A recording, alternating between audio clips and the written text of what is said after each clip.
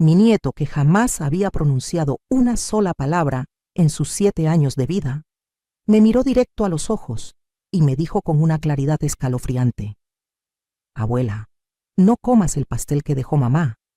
Ella dijo que era para hoy». En ese momento supe que mi propia nuera estaba planeando envenenarme, y mi hijo, mi propio hijo, era cómplice de todo. Llevaba meses sintiéndome mal después de cada comida que ella preparaba, pero jamás imaginé que mi familia podría desear mi muerte para quedarse con mi casa y mis ahorros. Lo que ellos no sabían era que yo había escuchado cada una de sus conversaciones, había visto cada mensaje en el teléfono que mi hijo dejaba olvidado, y conocía exactamente cuánto dinero creían que iba a heredar. Pobres idiotas. No tenían idea de lo que les esperaba. Sigue mi historia hasta el final y comenta la ciudad desde donde me estás viendo para saber qué tan lejos ha llegado mi relato. Cuando mi hijo, Rodrigo, me llamó ese martes por la tarde para decirme que tenía que viajar con su esposa Daniela a Guadalajara por un asunto urgente de trabajo, me pareció extraño. Hacía años que Rodrigo trabajaba desde casa y Daniela nunca había mostrado interés en acompañarlo a ningún lado. Pero yo, como siempre, dije que sí. Claro que cuidaría a mi nietito Mateo durante el fin de semana. Era lo que había hecho toda mi vida. Decir que sí, ayudar, estar disponible, sacrificarme por mi familia. Me llamo Rosa Elena Mendoza, tengo 68 años y durante las últimas 4 décadas he sido el pilar de esta familia. Cuando mi esposo Ernesto murió hace 15 años de un infarto fulminante, me quedé sola con Rodrigo, que entonces tenía 25 años y estaba a punto de graduarse de la universidad. Pude haberme derrumbado. Pude haber vendido la casa que tanto nos costó pagar, haberme mudado a un departamento pequeño y haber vivido de la pensión de Ernesto, pero no. Seguí trabajando en la panadería de doña Carmela, amasando pan desde las 4 de la mañana, vendiendo conchas y bolillos hasta las 2 de la tarde, solo para que Rodrigo pudiera terminar sus estudios sin preocupaciones. Pagué cada peso de su carrera en sistemas, cada libro, cada semestre, cada café que tomaba con sus amigos mientras estudiaba. Nunca le pedí que trabajara. Nunca le exigí que me ayudara con los gastos. Solo quería que mi hijo tuviera un futuro mejor que el mío. Cuando conoció a Daniela, 6 años después de la muerte de su padre, pensé que por fin mi muchacho había encontrado la felicidad. Ella era bonita, educada, siempre sonriente cuando venía a casa. Me ayudaba a poner la mesa. Me preguntaba por las recetas de la familia. Me llamaba suegrita, con ese tono cariñoso que me hacía sentir querida. Me confesó que había crecido sin madre, que su papá las había abandonado a ella y a sus hermanas cuando eran pequeñas, y que siempre había soñado con tener una familia de verdad. Me abrazaba y me decía que yo era la mamá que nunca tuvo. Yo, como una tonta, le abrí mi corazón y las puertas de mi casa. Se casaron en una ceremonia sencilla en la parroquia de San José. Yo pagué el banquete para 80 personas. Pagué el vestido de novia de Daniela, los trajes de los padrinos, la música, las flores, el pastel de 3 pisos con relleno de cajeta que ella tanto quería. Me gasté los ahorros que había guardado durante 10 años. Cuando Rodrigo me dijo que no tenía para la luna de miel, vendí las joyas de oro que Ernesto me había regalado en nuestro 20º aniversario y les di ese dinero. Los vi partir hacia Cancún con lágrimas en los ojos, feliz de poder darle a mi hijo esa alegría. Daniela me abrazó en el aeropuerto y me susurró al oído: «Gracias, mamá Rosa. Nunca voy a olvidar todo lo que has hecho por nosotros. Los primeros meses fueron buenos. Venían a comer todos los domingos. Rodrigo me ayudaba con las reparaciones de la casa cuando algo se descomponía. Daniela me llamaba por teléfono solo para platicar. Pero cuando quedó embarazada de Mateo, todo comenzó a cambiar. De repente, mi casa de 3 recámaras en la colonia Narvarte les pareció el lugar perfecto para vivir. «Es solo temporal, mamá», me dijo Rodrigo. «Solo hasta que nazca el bebé y nos establezcamos un poco mejor. Ya sabes que rentar está muy caro y queremos ahorrar para comprar algo propio. Yo acepté sin pensarlo 2 veces. Era mi hijo, mi nieto que venía en camino. Esta casa era demasiado grande para mí sola de todas formas. Se mudaron una semana después. Trajeron todas sus cosas, llenaron 2 de las 3 recámaras y de repente mi casa ya no se sentía como mía. Daniela empezó a reorganizar la cocina para que sea más funcional. Cambió los muebles de lugar en la sala para que entre más luz. Pintó las paredes del cuarto que sería del bebé de un amarillo brillante sin siquiera preguntarme. Yo no dije nada. Era para mi nieto. Todo valía la pena si mi nieto iba a crecer rodeado de amor. Mateo nació un martes de noviembre, con lluvia y truenos que retumbaban por toda la ciudad. Fue un parto complicado. Daniela estuvo en labor durante 18 horas. Yo me quedé en la sala de espera del Hospital General, rezando mi rosario, pidiendo a la Virgen de Guadalupe que protegiera a mi nuera y a mi nieto. Cuando finalmente Rodrigo salió a decirme que había sido niño, pero que algo no estaba bien, sentí que el mundo se me caía encima. Mateo no lloraba, no reaccionaba a los estímulos como debería. Los doctores hicieron pruebas tras pruebas. Nos dijeron que tendríamos que esperar, que era muy pronto para saber si había algún problema de desarrollo.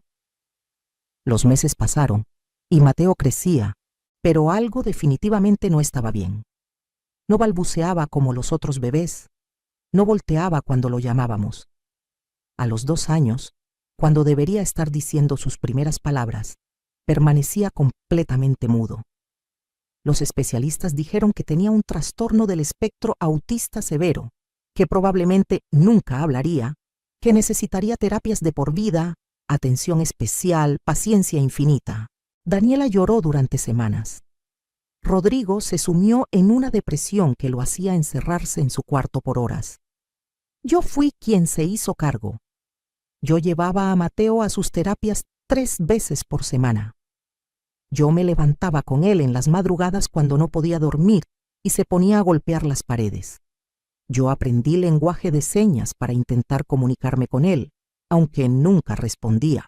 Yo dejé de trabajar en la panadería porque alguien tenía que estar con Mateo todo el tiempo, y Daniela decía que estaba demasiado estresada para hacerlo sola. Mi pensión apenas alcanzaba para la comida, pero Rodrigo y Daniela no aportaban casi nada a los gastos de la casa. Él ganaba bien con su trabajo de sistemas, lo sé porque una vez vi un recibo de nómina que dejó en la mesa. Ganaba más en un mes de lo que yo había ganado en 6 meses en la panadería. Pero siempre tenía excusas. Que las terapias de Mateo eran muy caras, que tenían que pagar el coche, que Daniela necesitaba ropa nueva porque la maternidad la había dejado sin nada que ponerse, que tenían deudas de la boda que todavía estaban pagando, deudas de una boda que yo pagué casi completa. Pero yo no reclamaba. Guardaba silencio y estiraba mi pensión todo lo que podía, comiendo frijoles y tortillas para que no les faltara nada a ellos. La casa que tanto me costó, la casa por la que mi Ernesto trabajó hasta el día de su muerte, la casa que habíamos comprado cuando Rodrigo tenía apenas 3 años y que terminamos de pagar con sangre y lágrimas, ahora estaba a nombre mío. Pero se sentía de ellos. Yo vivía como una invitada en mi propia casa. No podía poner la televisión después de las 9 porque Daniela decía que no la dejaba dormir. No podía recibir visitas porque alteraban a Mateo. No podía cocinar con ciertos ingredientes porque Daniela estaba haciendo dieta y no quería tentaciones en la casa. Me fui haciendo pequeñita, invisible, una sombra que limpiaba, cocinaba, cuidaba al niño y se desaparecía cuando ellos querían estar solos.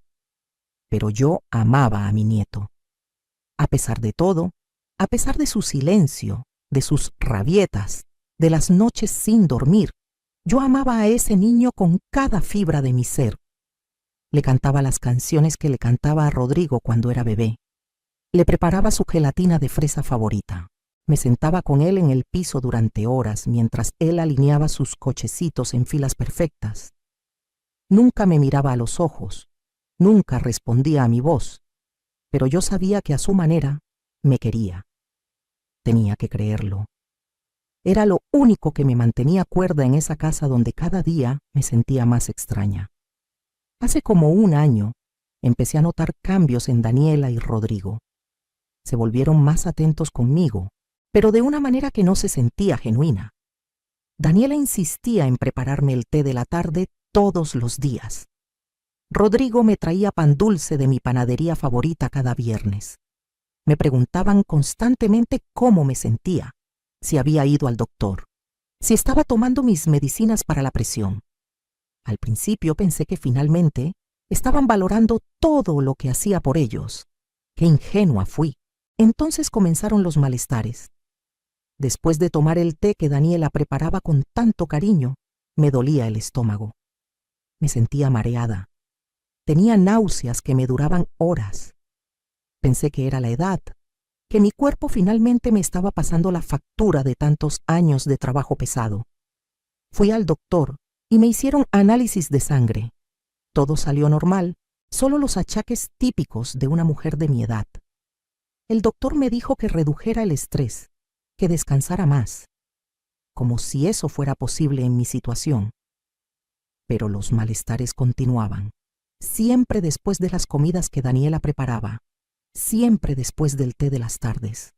Una vez vomité tanto que Rodrigo tuvo que llevarme a urgencias. Me dejaron en observación toda la noche. Los doctores dijeron que parecía una intoxicación alimentaria, pero que no podían estar seguros porque ya había pasado mucho tiempo desde que había comido. Daniela estaba muy preocupada, o eso parecía. Se quedó conmigo en el hospital, sostuvo mi mano, me dijo que todo iba a estar bien. Rodrigo lloraba diciendo que no podía perderme, que yo era lo único que le quedaba de su padre, que me necesitaban demasiado. Cuando volví a casa, Daniela insistió en cuidarme personalmente. Me preparaba calditos de pollo, tés de hierbas, aguas frescas. Y yo, como la tonta que era, me lo tomaba todo agradecida pensando que finalmente mi nuera me había tomado cariño de verdad. Hasta que una noche no pude dormir por el dolor de espalda y bajé a la cocina por un vaso con agua. Era casi medianoche. La casa estaba oscura y en silencio. Escuché voces que venían de la recámara de Rodrigo y Daniela. La puerta estaba entreabierta y la luz encendida. Me acerqué sin hacer ruido, no sé por qué. Algo en el tono de sus voces me puso alerta. Ya lleva meses y no se muere, escuché decir a Daniela con una voz llena de frustración que jamás le había escuchado. ¿Estás seguro de que la dosis es suficiente? Mi corazón dejó de latir por un segundo. Rodrigo respondió. El tipo me dijo que era lento pero seguro, que parecería muerte natural. Si le damos mucho de golpe, van a sospechar. No podía estar escuchando lo que creía estar escuchando. Mi hijo, mi propio hijo, hablando de matarme como quien habla del clima. Ya me cansé de esperar, continuó Daniela. Esta casa vale más de 3 millones de pesos, Rodrigo. Y los ahorros que debe tener guardados, más la pensión que le queda del seguro de tu papá. Podríamos vender todo, irnos a vivir a Querétaro como siempre quisimos. Poner a Mateo en una escuela privada de verdad, no en esas terapias del gobierno que no sirven para nada. Me tapé la boca con la mano para no gritar. Sentí que las piernas me temblaban tanto que tuve que apoyarme en la pared para no caer. Sé paciente, dijo Rodrigo. Ya está muy débil. Con su edad y sus problemas de salud, nadie va a cuestionar nada cuando pase. Además, ya hablé con el notario. La semana pasada la convencí de hacer su testamento y dejó todo a mi nombre, como único heredero. Solo es cuestión de tiempo. Daniela soltó una risita que me heló la sangre. Eres un genio, mi amor. ¿Y estás segura de que firmó todo bien? ¿No sospechó nada cuando la llevaste? Rodrigo respondió con orgullo en la voz.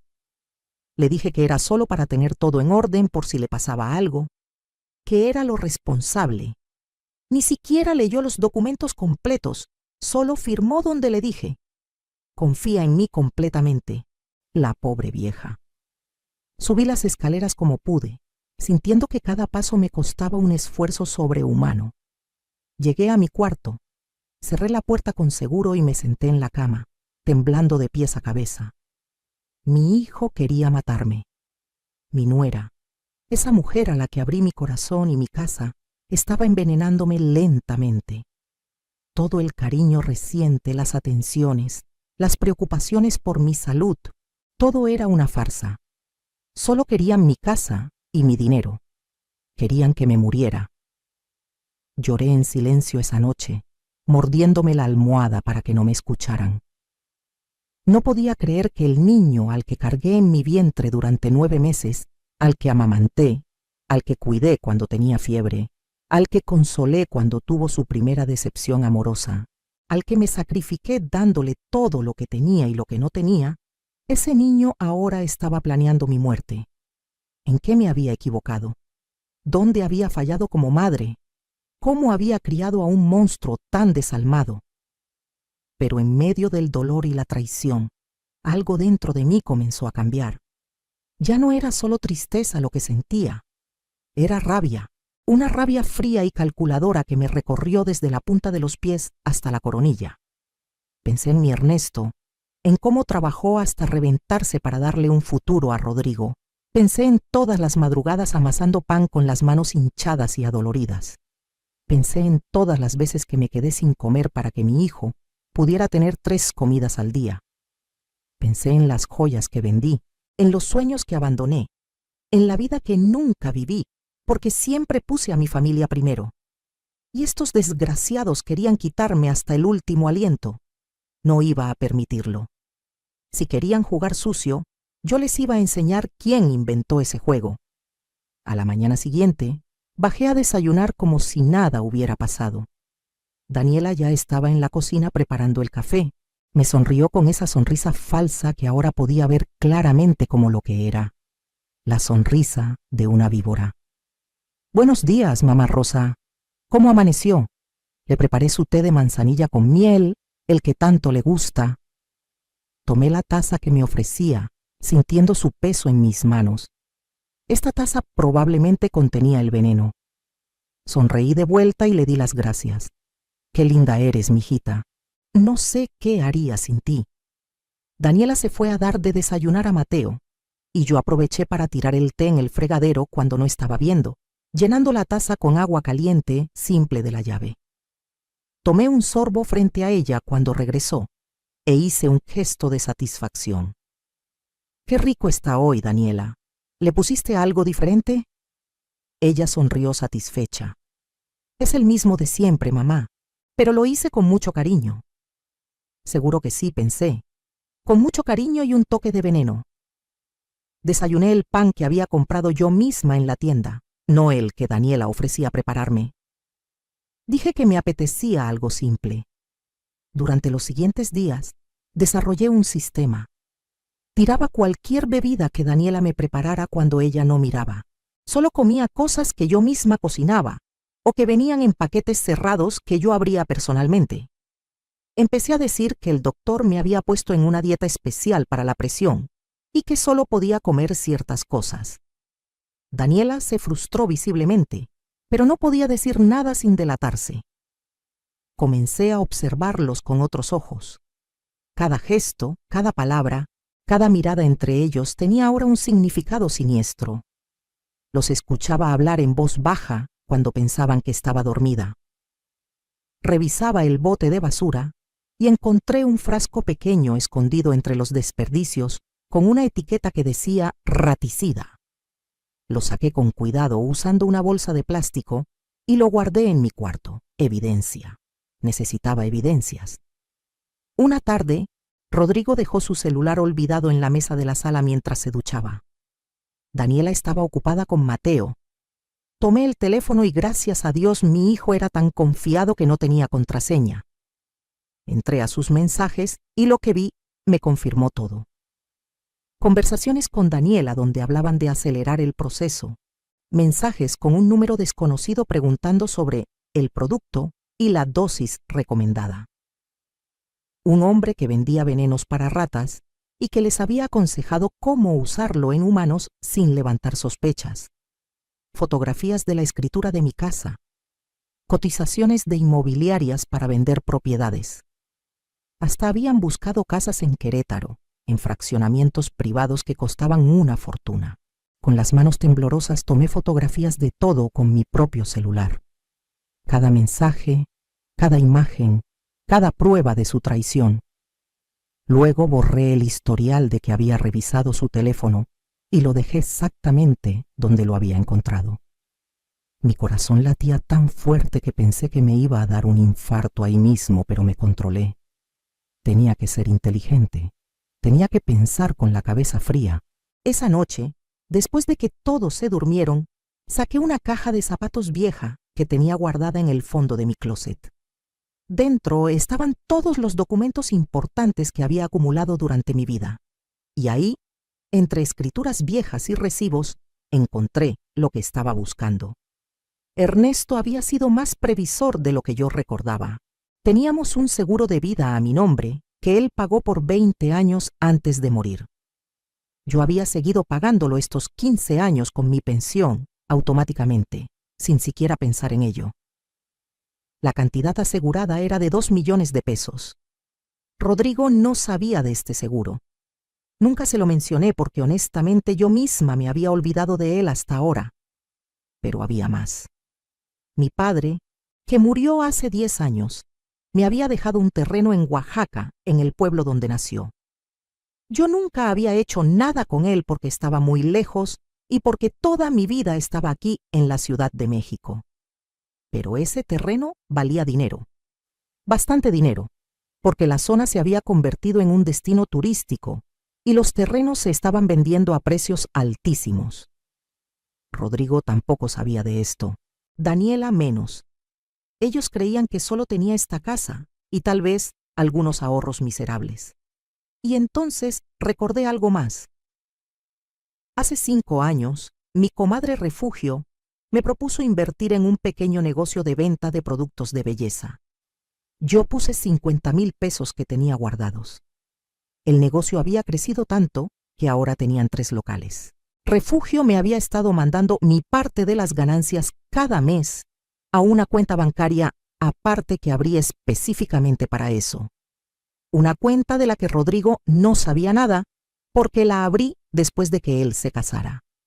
En esa cuenta había acumulado casi 400,000 pesos en estos 5 años. Nunca toqué ese dinero porque lo estaba ahorrando para alguna emergencia o para dárselo a Mateo cuando creciera para sus estudios o tratamientos. Hice cuentas esa noche, entre el seguro de vida, el terreno en Oaxaca, mi parte del negocio con Refugio, esta casa que efectivamente valía más de 3 millones, y los pequeños ahorros que tenía dispersos. Yo tenía un patrimonio de casi 6 millones de pesos. No era millonaria, pero tampoco era la vieja pobre y desamparada que ellos creían. Y ellos no sabían nada de esto, nada. Al día siguiente llamé a don Alberto, el abogado que había ayudado a Ernesto con la compra de la casa hace tantos años. Era un hombre mayor, de casi 80 años, pero todavía trabajaba desde su pequeña oficina en el centro. Le conté toda la situación. Le mostré las fotos de los mensajes, le hablé del veneno, de la traición. Don Alberto se quitó los lentes y se limpió los ojos. Señora Rosa, esto es muy grave. Deberíamos ir a la policía inmediatamente. Le dije que no, que todavía no, que primero necesitaba protegerme legalmente. Me ayudó a hacer un testamento nuevo, uno de verdad, donde dejaba todo a una fundación para niños con autismo en memoria de Mateo. Ni un solo peso para Rodrigo. También establecimos un fideicomiso donde, en caso de que yo muriera de forma sospechosa, se ordenaría una investigación automática y todas las evidencias que yo había recopilado se entregarían a la policía. Don Alberto también me ayudó a invalidar el testamento que Rodrigo me había hecho firmar. Resultó que tenía irregularidades legales porque yo no había tenido asesoría independiente cuando lo firmé. Rodrigo había usado un amigo suyo que se hacía pasar por notario, pero que no estaba debidamente registrado. Su avaricia había sido su error. El testamento no tenía validez legal. Luego fui al banco y moví todo mi dinero a cuentas nuevas que abrí en una institución diferente. Cambié todos mis beneficiarios. Contraté una caja de seguridad donde guardé copias de todas las evidencias, junto con una carta detallada explicando todo lo que había descubierto. Le di una copia de la llave a don Alberto y otra a Refugio, con instrucciones de que si algo me pasaba, abrieran la caja inmediatamente y contactaran a las autoridades. Durante todo este tiempo en casa, yo seguía siendo la misma abuela sumisa y confiada. Seguía tirando los tés envenenados a escondidas. Seguía evitando la comida de Daniela. Me empecé a sentir mejor físicamente ahora que no estaba ingiriendo veneno diariamente, y ellos lo notaron. Daniela me preguntó un día, con preocupación fingida en la voz: «Mamá Rosa, la veo mejor. ¿Ya no le duele el estómago?» Le dije que sí, que me sentía muy bien, que tal vez las medicinas que el doctor me dio finalmente estaban haciendo efecto. Vi la frustración en sus ojos y me dio una satisfacción profunda. Escuché otra de sus conversaciones nocturnas. Daniela estaba desesperada. «No está funcionando, Rodrigo. Cada día está más fuerte en lugar de más débil. ¿Qué vamos a hacer? Ya llevamos casi 2 años con esto. Yo ya no aguanto vivir en esta casa, compartiendo espacio con ella, teniendo que fingir que la quiero. Me dan ganas de vomitar cada vez que tengo que abrazarla». Rodrigo la calmó. «Tenemos que ser pacientes. Tal vez necesitamos aumentar la dosis o encontrar otra forma». Daniela sugirió algo que me dejó helada. «¿Y si provocamos un accidente? Estas escaleras son muy empinadas. Si se cayera y se rompiera el cuello, nadie sospecharía nada. Es una mujer mayor. Estas cosas pasan». A partir de ese momento tuve mucho cuidado en las escaleras. Nunca las bajaba cuando estaba oscuro. Siempre me agarraba muy bien del barandal. Revisaba que no hubiera nada resbaloso en los escalones antes de pisarlos. Una mañana encontré aceite untado en los primeros 3 escalones. Lo limpié con papel de cocina y lo guardé en una bolsa sellada. Más evidencia. Ellos estaban escalando sus intentos de matarme. Entonces llegó el día en que Rodrigo me llamó para decirme que tenía que viajar a Guadalajara con Daniela. Me pareció sospechoso de inmediato, pero no dije nada. Acepté cuidar a Mateo como siempre. «Es solo el fin de semana, mamá», me dijo Rodrigo. «Salimos el viernes en la tarde y regresamos el domingo por la noche». Daniela agregó con esa voz dulce que ya me revolvía el estómago: «Le dejé comida preparada en el refrigerador para que no tenga que cocinar, mamá Rosa, y hay un pastel de chocolate en el aparador, su favorito. Es un regalo para agradecerle todo lo que hace por nosotros. Pero no lo coma hasta hoy en la noche, ¿sí? Quiero que lo disfrute cuando Mateo ya esté dormido y pueda tener un momento para usted solita». El viernes llegó. Los vi empacar sus maletas con una calma que me asombró de mí misma. Los abracé en la puerta y les deseé buen viaje. Daniela me volvió a recordar del pastel. «No se le olvide, mamá. Cómase un pedazo grande hoy en la noche, se lo merece». Rodrigo la miró con complicidad y agregó: «Sí, mamá, disfrútelo. Nos hablas si necesitas cualquier cosa, ¿ok?». Se fueron en su coche y yo cerré la puerta. Me quedé parada en la entrada durante un largo momento, procesando lo que acababa de pasar. Luego fui directo al aparador y saqué el dichoso pastel. Se veía hermoso, cubierto de chocolate brillante, decorado con fresas frescas. El pastel perfecto, el veneno perfecto. Lo llevé a la cocina y lo puse sobre la mesa. Mateo estaba en la sala, sentado en el piso, alineando sus cochecitos como siempre hacía. No me había mirado ni una sola vez desde que sus padres se fueron. Era como si yo no existiera para él. Pero entonces pasó algo extraordinario, algo que cambiaría todo. Me acerqué al pastel con un cuchillo, no para comerlo, sino para tomar una muestra y llevarla a analizar, cuando escuché pasos detrás de mí. Pasos pequeños pero decididos. Me volteé y ahí estaba Mateo, mi nieto que nunca había hablado una sola palabra en sus 7 años de vida, parado en la entrada de la cocina. Por primera vez en su vida, me estaba mirando directamente a los ojos. Y entonces abrió su boca y habló. Su voz era clara, perfectamente articulada, sin ningún rastro de dificultad. «Abuela, no comas el pastel que dejó mamá. Ella dijo que era para hoy. Me quedé paralizada, con el cuchillo todavía en la mano. Mi cerebro no podía procesar lo que acababa de escuchar. Mateo podía hablar. Mateo había hablado. Después de 7 años de silencio absoluto, mi nieto había pronunciado una oración completa. Y no cualquier oración. Una advertencia. Una confirmación de que el pastel estaba envenenado y que él lo sabía. Me arrodillé frente a él, con lágrimas corriendo por mi cara. Mateo, mi amor, puedes hablar. Siempre has podido hablar. Él asintió con la cabeza, sin dejar de mirarme a los ojos. Su expresión era seria, triste, como la de un niño que ha visto demasiado. Sí, abuela. Pero mamá y papá no lo saben. Si hablo, se enojan. Dicen que arruino todo. Que si hablo no pueden recibir el dinero del gobierno por mi discapacidad. Que si hablo ya no tienen excusa para vivir aquí. Me dijeron que si alguna vez hablaba con alguien, me iban a encerrar en un cuarto oscuro para siempre. El mundo se detuvo en ese momento. No solo estaban tratando de matarme, habían estado abusando de su propio hijo, obligándolo a fingir una discapacidad severa, amenazándolo, manipulándolo, todo por dinero, todo por sus malditos planes egoístas. Mateo continuó hablando, como si las palabras que había guardado durante 7 años finalmente encontraran la salida. Los escucho hablar de noche. Sé que te quieren hacer daño, abuela. Por eso nunca como nada que mamá prepare para ti. Y cuando tú no comes el té, yo estoy feliz porque sé que estás a salvo ese día. Escuché cuando dijeron del pastel. Mamá le puso muchas pastillas molidas. La vi hacerlo anoche cuando pensaba que yo estaba dormido. Abracé a mi nieto con todas mis fuerzas. Este niño valiente que había fingido durante años para protegerse, que me había estado cuidando a su manera, tratando de mantenerme a salvo en silencio. Ya no tienes que tener miedo, mi amor.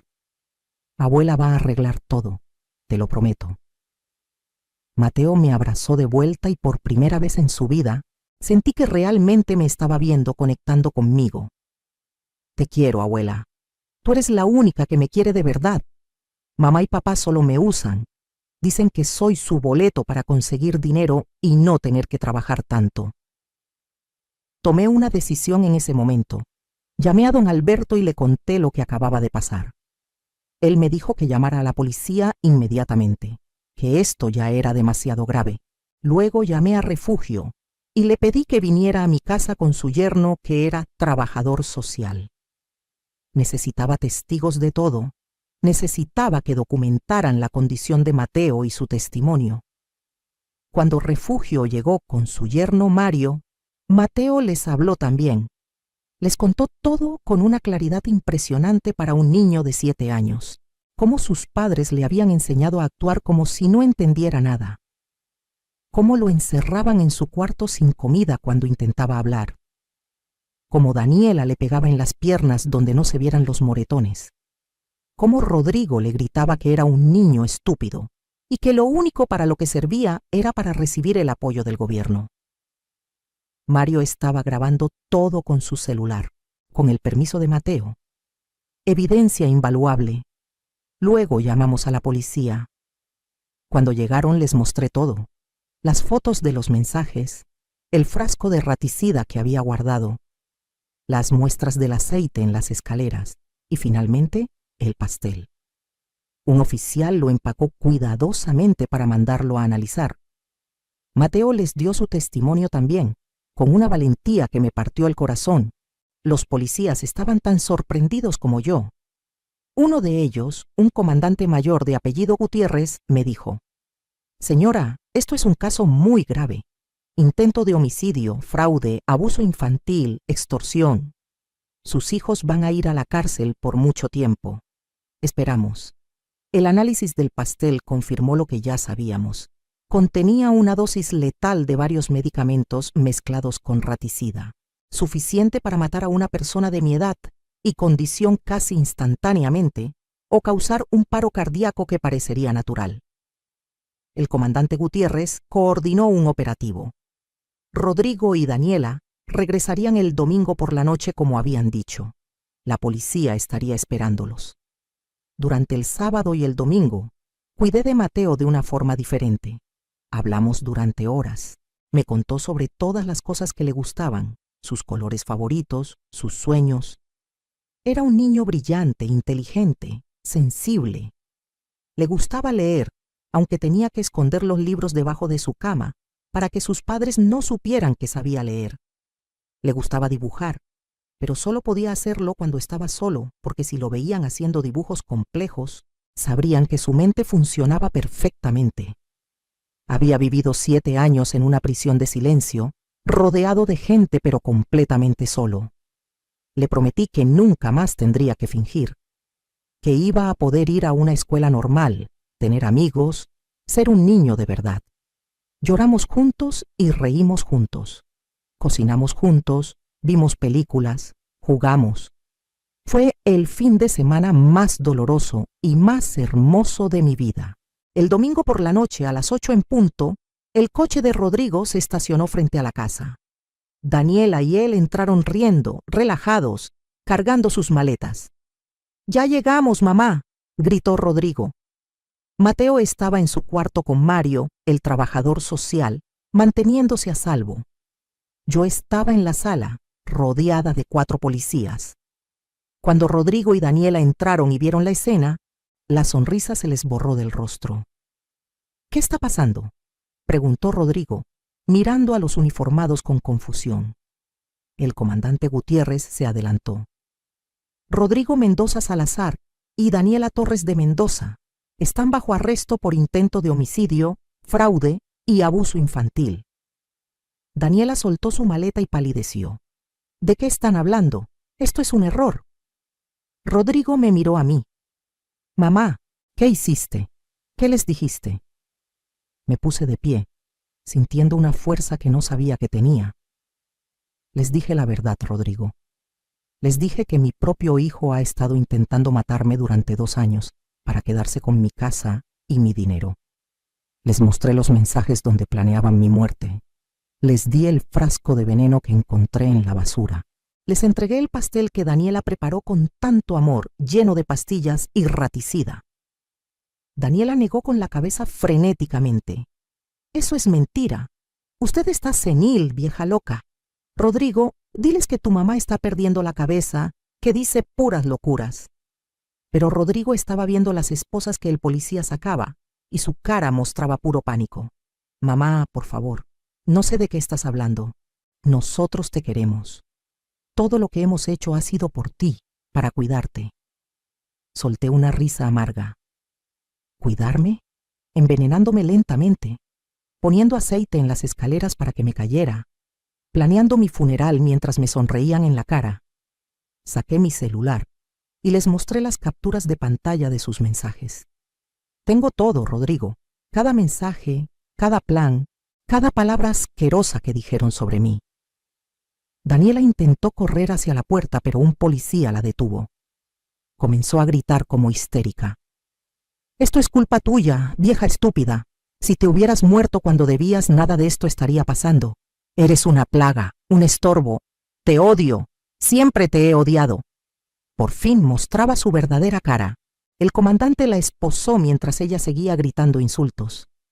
Rodrigo intentó un último recurso. Se arrodilló frente a mí, con lágrimas en los ojos. «Mamá, perdóname».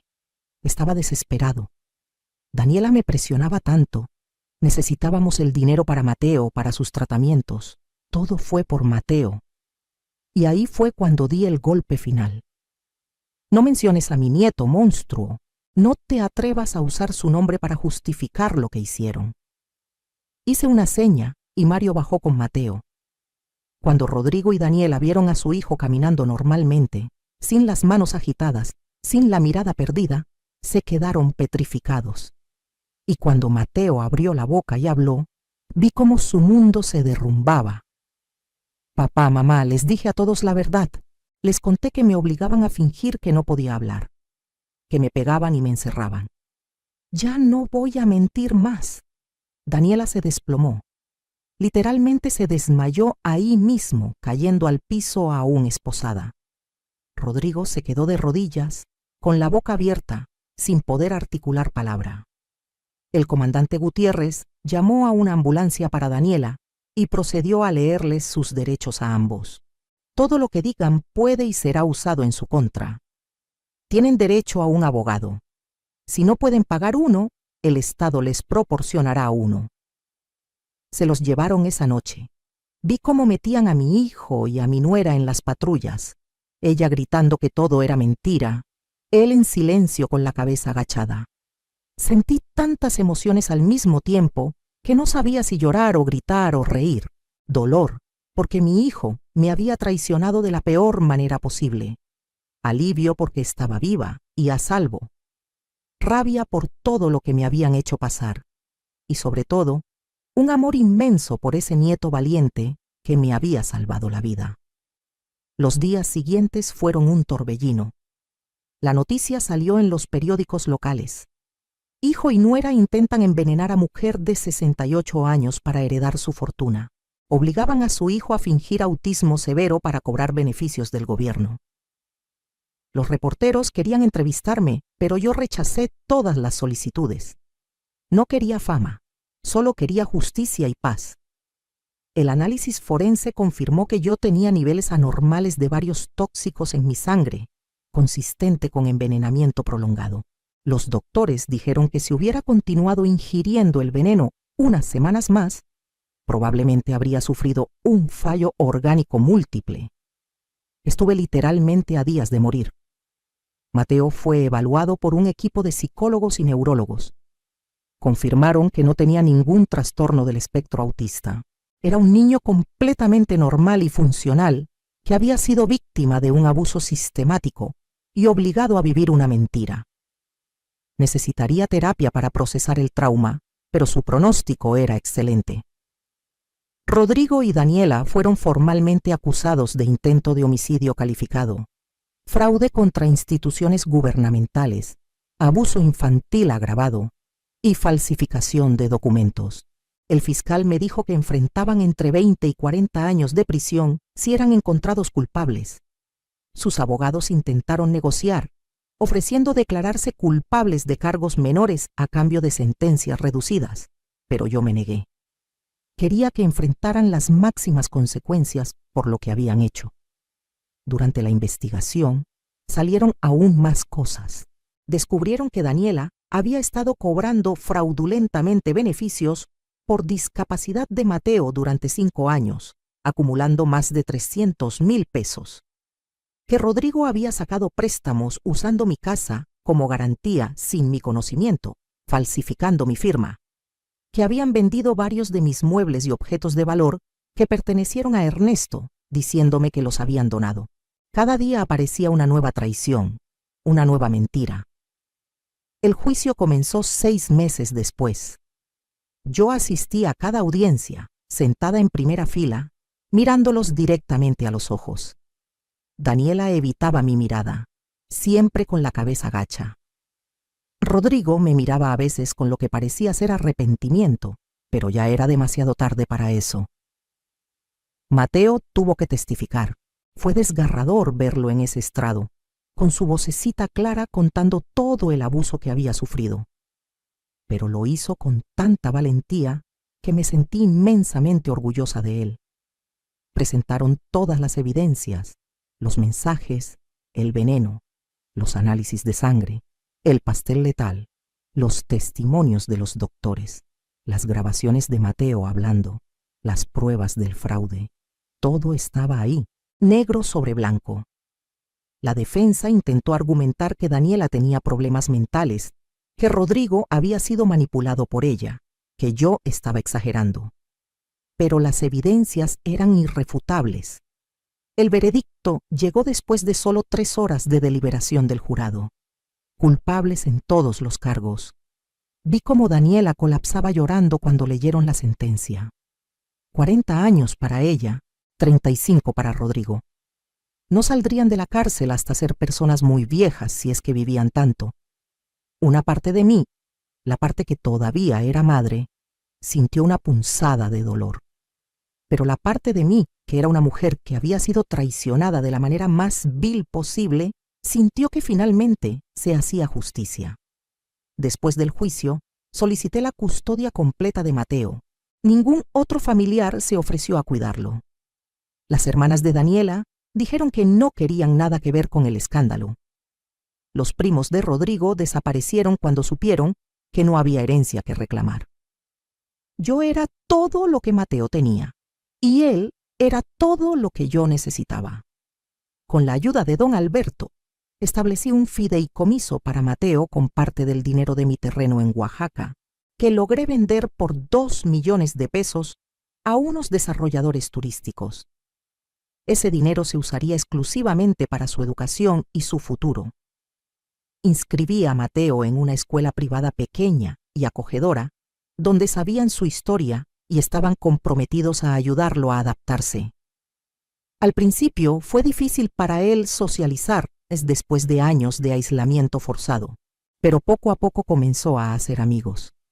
Vendí la casa donde había vivido todas esas traiciones.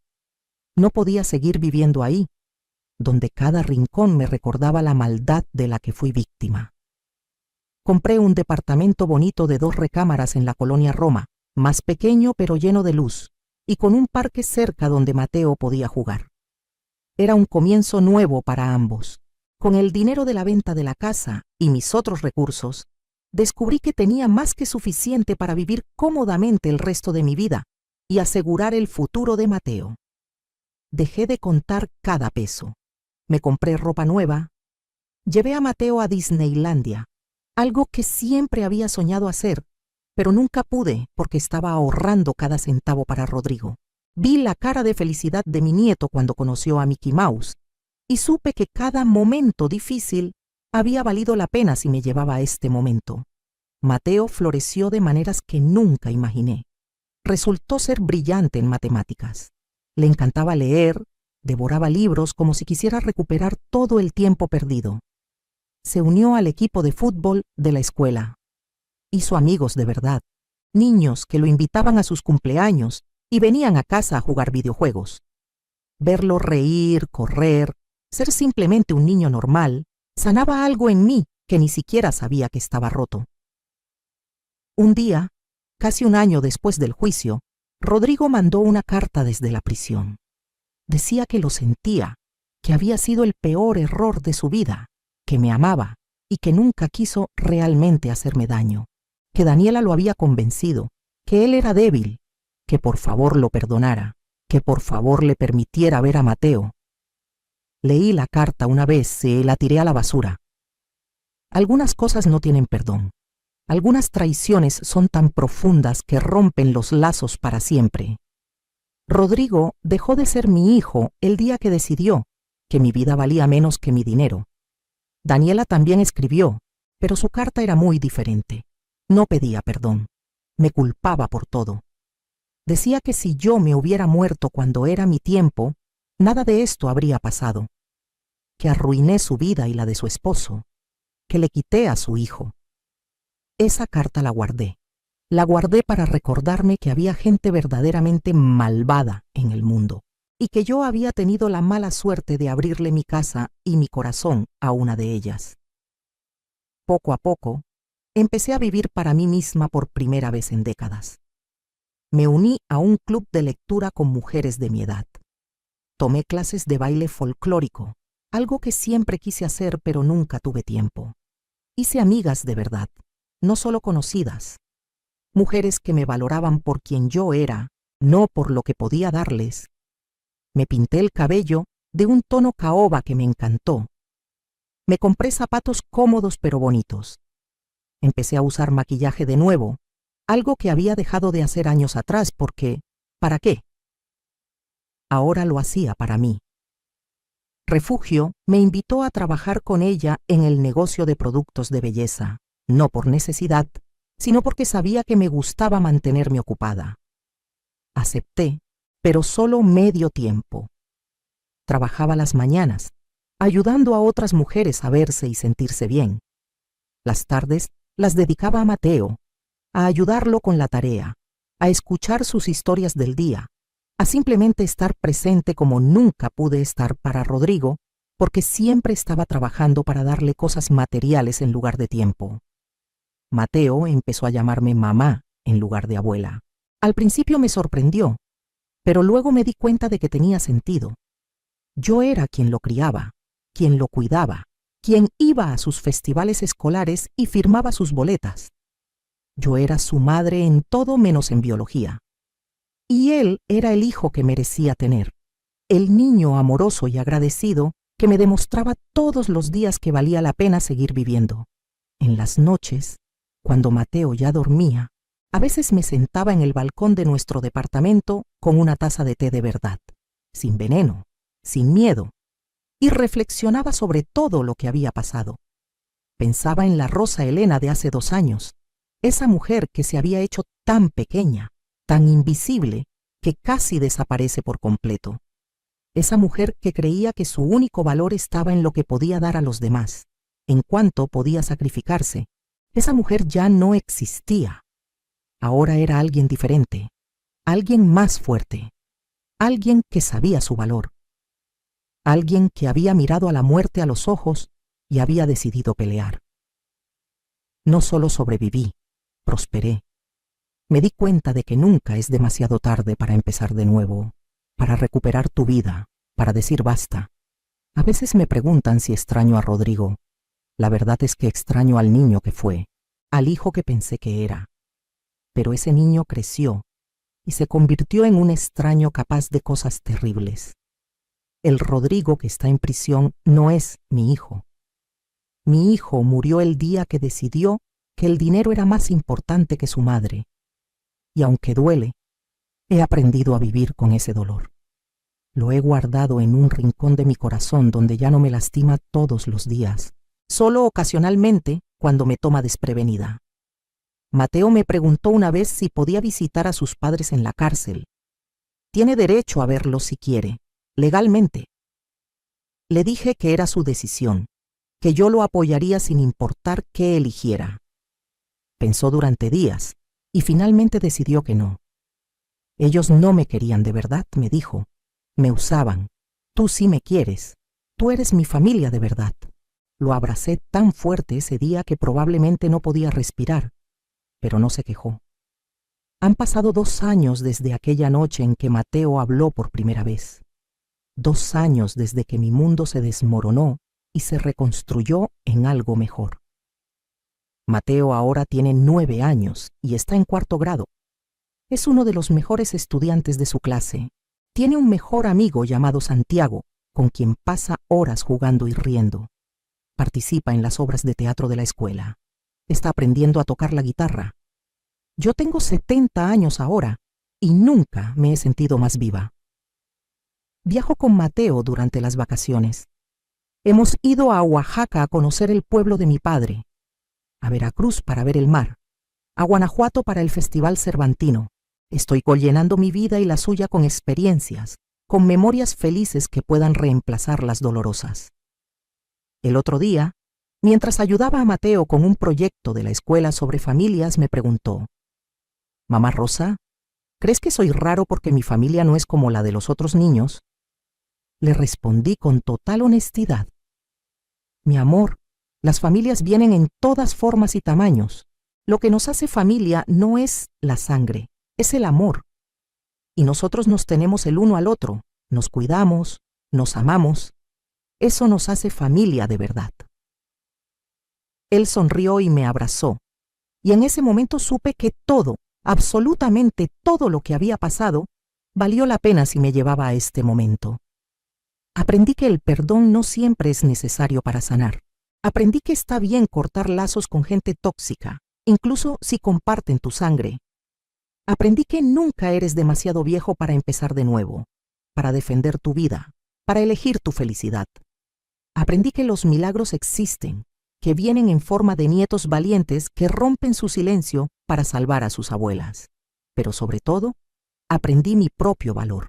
Durante décadas me di mi valor por cuánto podía dar, cuánto podía sacrificar, cuánto podía aguantar.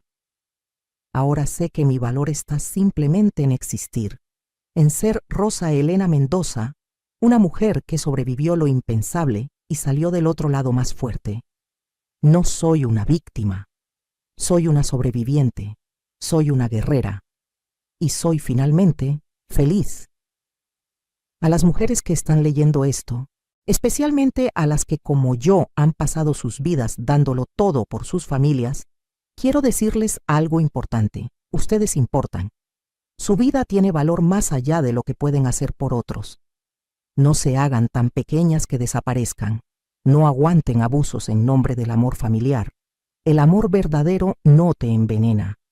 El amor verdadero no planea tu muerte. El amor verdadero no te usa.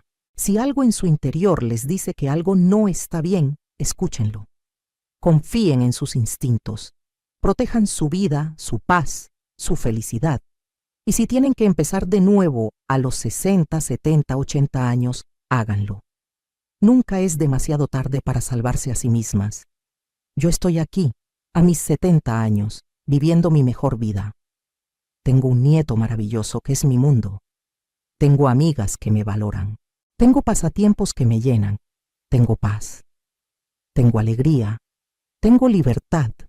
Tengo una segunda oportunidad que casi me quitan, pero que peleé con uñas y dientes por conservar. Y cada mañana cuando me despierto en mi departamento lleno de luz, cuando escucho a Mateo cantando en la ducha, cuando tomo mi café sin miedo a que esté envenenado, cuando me miro al espejo y veo a una mujer fuerte mirándome de vuelta, agradezco estar viva. Agradezco haber tenido el valor de enfrentar la verdad. Agradezco a ese niño valiente que rompió su silencio para salvarme. Mi historia podría haber terminado muy diferente. Podría estar muerta, enterrada, mientras mi hijo y mi nuera gastaban mi dinero y seguían abusando de Mateo, pero no terminó así. Terminó con justicia, con sanación, con un nuevo comienzo. Y eso es más de lo que muchas mujeres en mi situación consiguen. Así que les pregunto, ¿qué harías en mi lugar? Si descubrieras que tu familia está planeando tu muerte, ¿tendrías el valor de enfrentarlos? ¿De denunciarlos? ¿De empezar de nuevo? Comenta abajo tu respuesta. Comenta tu ciudad para ver qué tan lejos ha llegado mi historia. Y si conoces a alguien que necesita escuchar esto, compártelo. Porque mi historia no es solo mía. Es la historia de todas las mujeres que han sido subestimadas, traicionadas, pero que se niegan a ser vencidas. Hoy vivo en la Ciudad de México, en un departamento lleno de risas y amor. Mateo está en la escuela, probablemente haciendo bromas con Santiago. Yo voy a ir a mi clase de baile esta tarde. Mañana vamos al cine a ver la nueva película de superhéroes que Mateo quiere ver. El fin de semana iremos al bosque de Chapultepec a pasear en bicicleta. Esta es mi vida ahora, simple, hermosa, mía. Y mientras Rodrigo y Daniela cuentan los días en sus celdas, arrepintiéndose de haber subestimado a una mujer que pensaron que era débil, yo cuento mis bendiciones. Cada día es un regalo que casi me arrebatan. Y no voy a desperdiciar ni uno solo de ellos, porque sobreviví. Y no solo sobreviví, viví. Realmente viví. Por primera vez en 70 años, estoy viviendo para mí misma. Y no hay venganza más dulce que esa.